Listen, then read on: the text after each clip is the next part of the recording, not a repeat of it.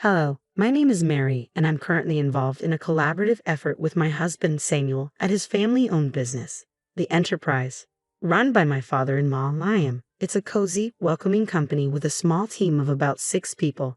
Liam, known for his quiet demeanor, tends to stay away from daily operations, leaving much of the leadership to Samuel, who is poised to be the next president.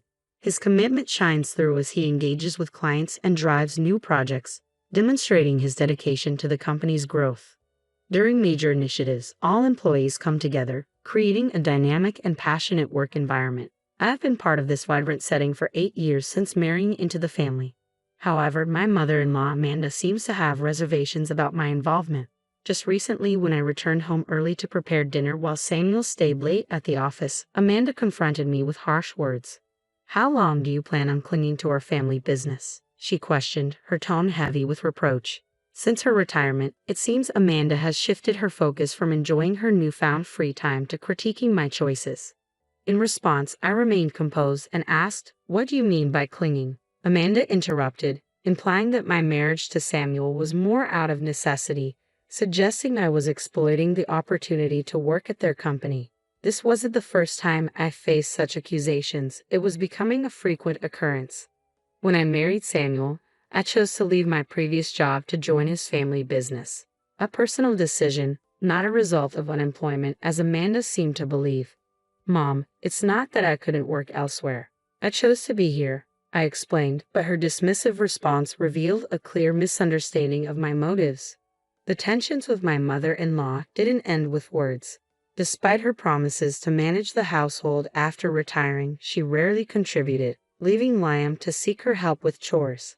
Amanda stubbornly insisted, "I've worked all my life. Now it's the daughter-in-law's turn to handle the household duties."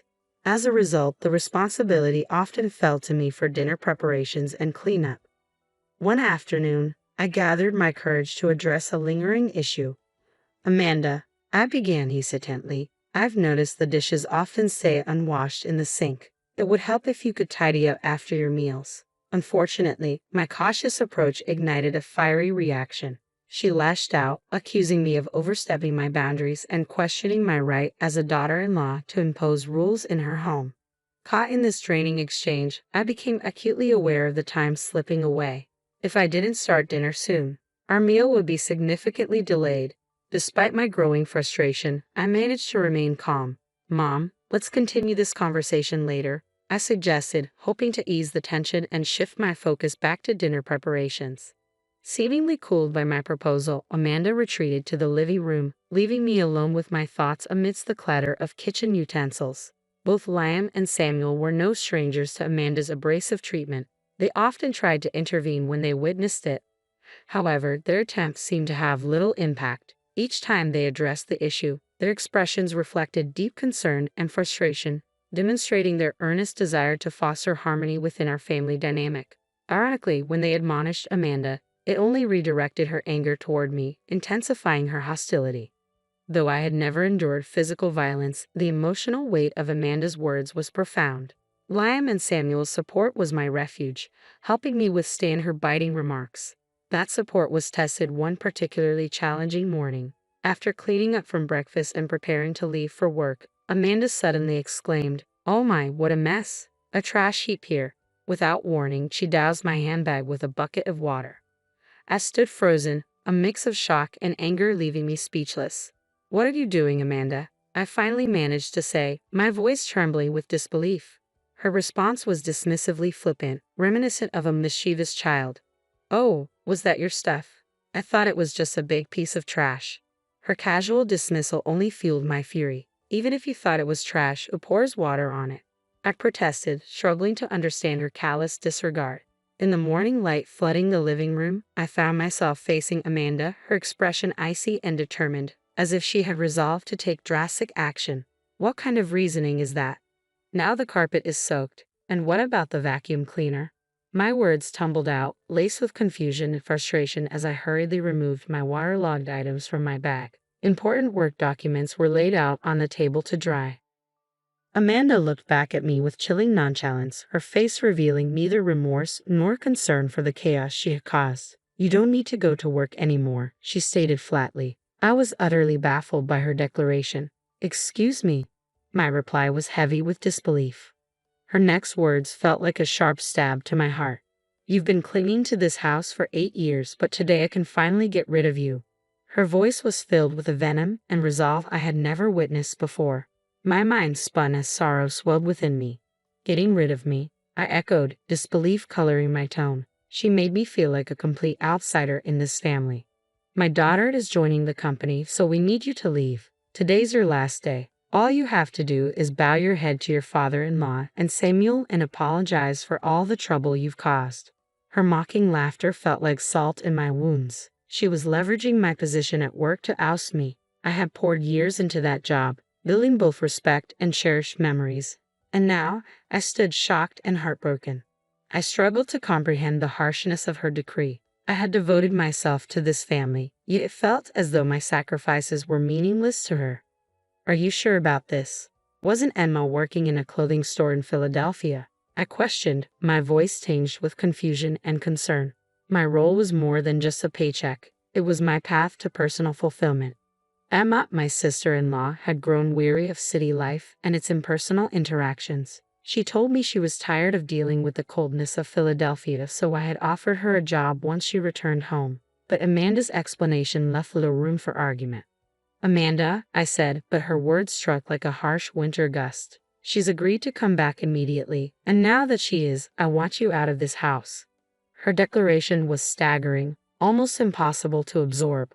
With a single sweeping decision, she was ready to uproot my life, completely disregarding my place within the family without any opportunity for discussion. She coldly handed me an envelope. "I've written your resignation letter," she announced, effectively banishing me from our home. In that moment, my heart shattered. Years of dedication and togetherness felt dismissed as trivial, like discarded pieces of paper. Her actions tore at the fabric of our family bond, leaving it irreparably damaged. With a heavy heart, I made the short 5-minute walk to the company, a path I had trodden countless times before, but never with such a tumult of emotions. Under the cool morning sky, each step felt laden with the gravity of the unfolding situation. Upon entering the office, I braced myself for the inevitable. I shared the news with my father-in-law Liam and my husband Samuel, relaying Amanda's harsh ultimatum. Their expressions reflected a blend of shock and restrained anger, yet they remained composed amidst the turmoil. Tentatively, they suggested that perhaps it was time for me to step away, to show Amanda the real impact of her demands. This idea plunged my heart into further chaos. After years of relentless work at our family business, the thought of taking a break longer than the brief holidays of Thanksgiving or Christmas felt both foreign and overwhelming. However, encouraged by Samuel and Liam's supportive words, "Why don't you spread your wings for a change?" I'd resolved to take a short trip. As I packed, my mind swirled with reflections on my life, the choices I had made, and what the future might hold. Meanwhile, my sister-in-law Emma, who was supposed to replace me at the company, arrived shockingly late at 2 p.m. Her lackadaisical attitude left Samuel and Liam bewildered and frustrated. Despite their efforts to engage her, Emma showed little interest in grasping the intricacies of the business. Hearing this, a wave of anxiety washed over me regarding the company's future. Even as I looked forward to my journey, I was determined to leave without another encounter with Amanda.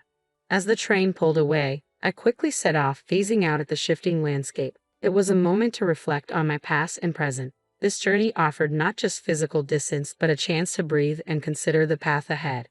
While savoring the local seafood specialties, my thoughts often drifted back to my family and our business. On the 5th day of my retreat, my serenity was abruptly disrupted by a tearful call from Emma. "What's going on?" "Mom said it was an easy job, just sitting in a chair, but Samuel and Dad are acting like I can't do anything right," she lamented. Her words, likely echoing my mother-in-law's assurances, caught me off guard. Despite the leisurely pace of my days, I knew it was time to address the reality of the situation. "So, Emma, how proficient are you with computers?" I asked, sensing her hesitation. "Well, I usually watch videos online and play games," she replied, her answer hinting at limited technical expertise. Curious about her capabilities, I probed further. "What about software tools like Word or Excel?" Her puzzled expression surprised me, especially considering her background in the Philadelphia apparel industry, where tracking sales and managing inventory would require basic computer skills. Can you handle calculations for sales or fill out documents? I inquired. She confidently assured me she could manage that task. However, when I pressed with a more specific question, can you calculate the right amount of tax? Her confidence faltered. This wasn't just a test of her math skills, it was about her ability to apply them in a practical business setting. While Emma might have other talents, it was clear she lacked the skills needed for the job. Her discomfort grew, especially regarding calculations, likely fueling the criticism from Liam and Samuel. It's crucial to confront the motives of my mother-in-law and her supporters who want to oust me, I thought. Since you're taking over my role, I expect you to manage the accounting tasks proficiently. Also, be mindful of email etiquette. What's casual among friends is inappropriate for business communications. You'll also be responsible for scheduling staff shifts. Our team is small, but we take everyone's requests for time off seriously, so don't prioritize your convenience over theirs. I advised her firmly as I outlined her responsibilities. I could hear Emma sobbing on the other end of the line. It was a tough conversation, but necessary to help her grasp the reality and expectations of the role she was stepping into. I thought it would be straightforward, but Emma abruptly ended the call, clearly overwhelmed by the tasks ahead. Over the next 4 days, I took the opportunity to explore Philadelphia, the very place Emma had escaped from.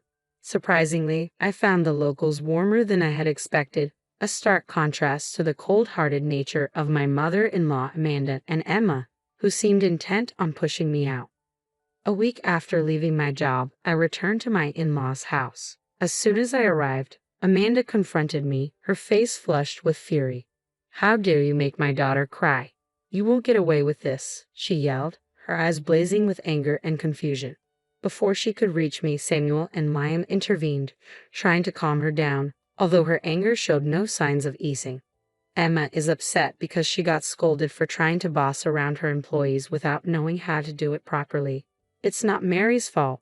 Besides, Mary hasn't been here for a week, so she couldn't have upset Emma," Samuel explained, his voice calm yet firm as he sought to dispel the baseless accusations. Amanda shot back, her emotions boiling over. "It's because of her. This woman is the reason for Emma's troubles." She hurled suspicions at me without any real basis. "Where is Emma, by the way?" I asked, scanning the room but finding her nowhere, deepening the mystery. "It's odd. Emma has nowhere else to go since she gave up her apartment in Philadelphia. I assumed she'd be here," I pondered aloud. Samuel then shared, "Emma's locked herself in her room. She's been crying and doesn't want to go to work anymore. She's overwhelmed, likely because she lacks the skills needed for the job." Amanda, still incensed, accused, "You've been turning Samuel and Liam against me. They wouldn't say the company runs better with you than with Emma, unless you poison them against her." Samuel sighed deeply, clearly weary of the ongoing family drama and his futile attempts to clear up misunderstandings. "Mom," he began again, hoping to clarify, "it might sound unusual, but Mary is exceptional at her work. She's certified in bookkeeping, her secretarial skills are top-notch, and she's even studied Spanish abroad. She handles all our multilingual communications at the company." His voice carried a hint of pride. Amanda looked surprised, clearly unaware of my qualifications and contributions. "That sounds like something out of a TV show," she muttered, reflecting on the unexpected information. I had been so focused on earning various certifications and immersing myself in my studies that I hardly had time for social activities or romance. It was during this time that I met Samuel when he visited my company for business. As I recounted the story of how we first met, I tried to bridge the gap between misunderstandings and the reality of our lives. However, I quickly realized that Amanda wasn't interested in hearing about my qualifications or past achievements, so I redirected the conversation to the present situation. In a nutshell, I handle a wide range of tasks at the company, from accounting and scheduling to liaising with other businesses and managing employee shifts, I explained, outlining the broad scope of my responsibilities. Samuel chimed in, "The work environment has been much better since you were more involved." His comment surprised Amanda. Just then, Liam, Samuel's father, interjected with a surprising revelation. "We're considering shutting down the company soon." Emma made a significant mistake. Instead of preparing documents, she chose to handle phone calls because she thought it would be more fun. She ended up being rude to an important contact, which could have serious repercussions. I was stunned, covering my mouth in disbelief. I can't believe Emma would do something like that, I murmured, filled with dread at the thought of how her actions could potentially lead to the company's downfall. As I wrestled with these anxious thoughts, the story took another unexpected turn. Liam explained that the president of the other company had suggested considering a merger, expressing interest in absorbing our family business. This unforeseen yet hopeful development could stabilize our customer base, something Samuel had been striving for through his diligent sales efforts. Relief washed over Samuel and Liam, but not Amanda. Suddenly, she objected, "That's not acceptable. Samuel must become the president. This company is ours, isn't it? He's not just going to be an employee." Amanda exclaimed passionately, unwilling to accept the possibility of losing the prestige associated with owning the business. Her outburst caught the attention of Emma, who had come downstairs to see what the commotion was about. Amid the chaos, Liam spoke up with a calm but decisive tone. "I am divorcing you. You've not only resisted change and neglected your duties at home and to the family, but have also learned about your escapades with younger men. I can't support that behavior any longer." His announcement shocked everyone, especially Samuel and me. Liam then retrieved divorce papers and a photo of Amanda with a young man from a shelf in the living room, placing them on the table. "You can see these divorce papers now and take your belongings. I won't pursue alimony. Trying to get any money from you would be pointless," he stated firmly. "How can you say that? Haven't I devoted myself to this house all these years?" Amanda protested. "Have you done any real housework in the last 8 years? Spending someone else's money on young men doesn't count as devotion to this house," Liam countered, revealing a rare frustration. It was the first time we'd seen such a stern side of him, usually mild-mannered as he addressed the deep-seated issues simmering within the family. The sight of Liam, usually so composed, visibly upset, shocked everyone, especially Emma, who had just entered the room. Her body shook slightly, a clear sign of her astonishment and fear. "Emma, this involves you too," Liam declared, his voice firm. "You came back because you couldn't make it on your own in Philadelphia, and now you can't even secure a job here. You act as if you're above everyone else. You've stopped trying altogether. It's time for you to leave this house as well." Emma was stunned, her face a mix of confusion and denial. "Wait a minute, Dad. Maybe Mom has her issues, but I'm still your daughter, right?" she protested desperately, trying to cling to her place in the family hierarchy. Amanda, feeling the sting of her daughter's words, expressed her shock. "Are you betraying me now, Emma?" she accused, her voice tinged with hurt and disbelief. As tensions escalated, Liam quickly intervened to prevent further conflict. "To avoid more trouble, I've arranged for you both to stay with an acquaintance until you find your footing again. They will be here shortly to pick you up. Please get your essential belongings ready," he instructed, his tone leaving no room for argument. With heavy hearts and no other options, Amanda and Emma packed their belongings. Shortly after, an acquaintance of Liam, who managed a factory with living accommodations, arrived to escort them to their new temporary home. Meanwhile, Samuel, Liam, and I took the opportunity to inform our employees about the impending merger with a larger corporation, preparing them for the changes and challenges ahead. Amid these significant life adjustments, I discovered I was pregnant. I shared the joyous news with the president of the acquiring company, who responded enthusiastically and promised to arrange a suitable replacement for my position, ensuring a smooth transition. With the promise of new beginnings and the anticipation of our growing family, Samuel and Liam dedicated themselves even more passionately to their work, inspired by the bright future ahead.